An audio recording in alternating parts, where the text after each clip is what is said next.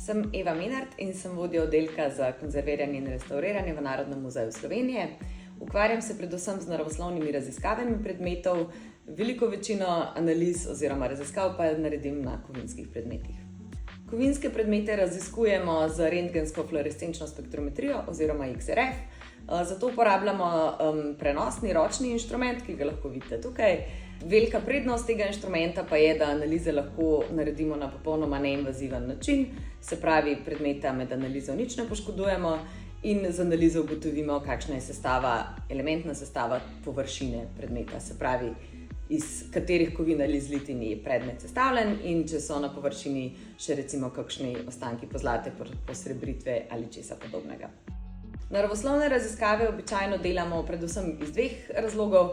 Prvi je, da z informacijami pomagamo kustosom raziskovati predmete, drugi pa je, da informacije potrebujemo zaradi učinkovitega in varnega konzerviranja in restavriranja predmetov.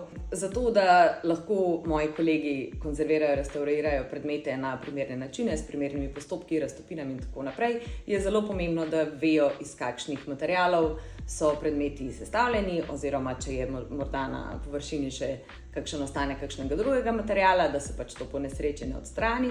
Predmet, ki ga imam trenutno v delu oziroma ki ga trenutno raziskujem, je baročna kadilnica, za katero smo sklepali, da je sestavljena iz neke srebrove zlitine in morda pozlačena, da so morda kakšni ostanki pozlate na površini.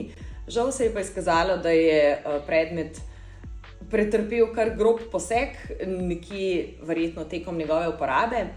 In sicer ugotovili smo, da je kadilnica na debelo ponikljana, kar zagotovo ni originalno, ker pač seveda v baroku te tehnologije niso poznali, se pravi, niso nikljali predmetov, tako da zdaj vemo, da v bistvu žal se pozlata na površini ni ohranila, samo majčken ostanek je nekako na notranji strani in površina je v bistvu na debelo prekrita z nikljem.